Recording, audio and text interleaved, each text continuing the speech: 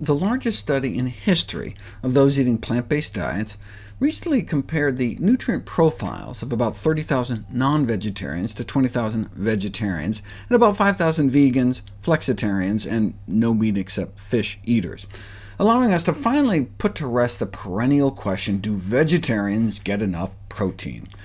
The average requirement is 42 grams of protein a day.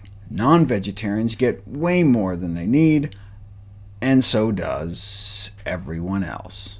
On average, vegetarians and vegans get 70% more protein than they need every day.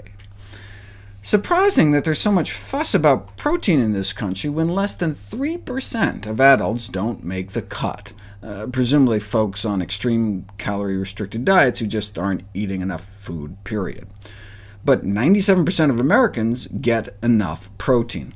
There is a nutrient, though, for which 97% of Americans are deficient. Now that's a problem nutrient. That's something we really have to work on. Less than 3% of Americans get even the recommended minimum adequate intake of fiber.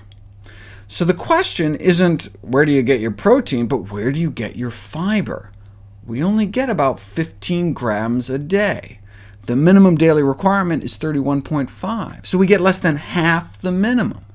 If you break it down by age and gender, after studying the diets of 12,761 Americans, the percentage of men between ages 14 and 50 getting the minimum adequate intake, 0.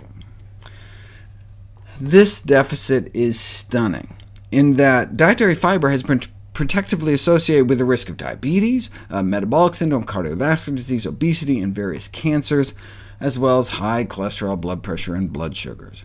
Therefore, it is not surprising that fiber is now listed as a nutrient of concern in the dietary guidelines. Protein is not.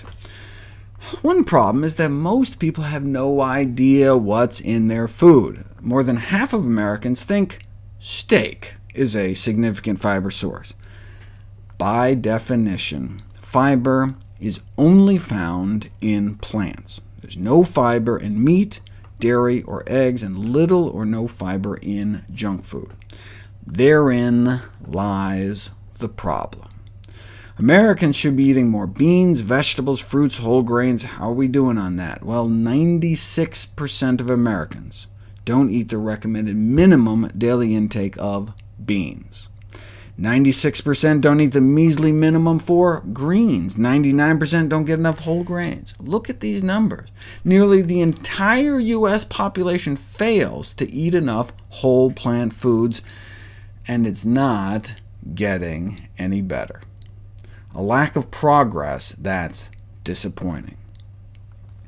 Even semi-vegetarians, though, make the minimum for fiber, and those eating completely plant-based diets triple the average American intake. Now, when closing the fiber gap, you want to do it gradually, no more than about 5 extra grams of fiber a day each week until you can kind of work your way up, but it's worth it. Plant-derived diets tend to contribute significantly less fat, saturated fat, cholesterol, foodborne pathogens, while at the same time offering more fiber, folate, vitamin C, phytochemicals, all essential factors for disease prevention and optimal health and well-being. And the more plant foods, the better. Whole plant foods, the better. If you compare the nutritional quality of vegan versus vegetarian, semi-vegetarian, pesco-vegetarian, and omnivorous diets, traditional healthy diet indexing systems, like compliance with the dietary guidelines, consistently indicate the most plant-based diet as the most healthy one.